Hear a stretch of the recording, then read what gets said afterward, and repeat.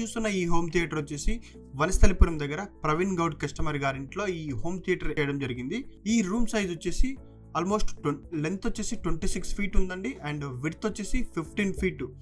ఇంత మంచి రూమ్ లో ఈ home theatre acoustics and audio video చూస్తున్నారు కదా ఎలా సెటప్ చేసాము. ఇక్కడ వాడిన ఆడియో వీడియో సెటప్ వచ్చేసి కెఫ్ 7.1.4 Dolby Atmos home theatre setup అని చేయడం జరిగింది.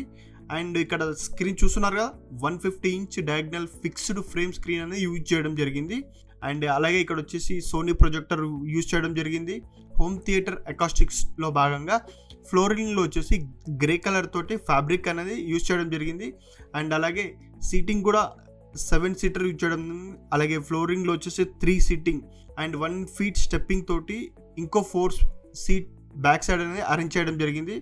అండ్ హోమ్ థియేటర్ అకాస్టిక్స్ కూడా చాలా ఇంట్రెస్ట్ తోటి వాళ్ళ రూమ్ కు తగ్గట్టు ఇంటీరియర్ తగ్గట్టు న్యూ కన్స్ట్రక్షన్ లో ఎలా కావాలని చెప్పేసి కస్టమర్ చేసుకోవడం జరిగింది.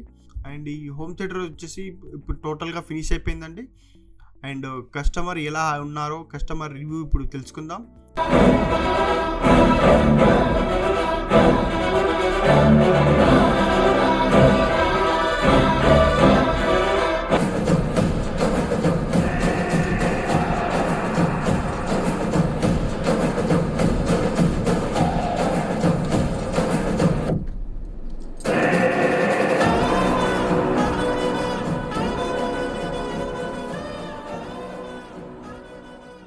నా పేరు ప్రవీణ్ గౌడ్, వనస్థలిపురం మాది.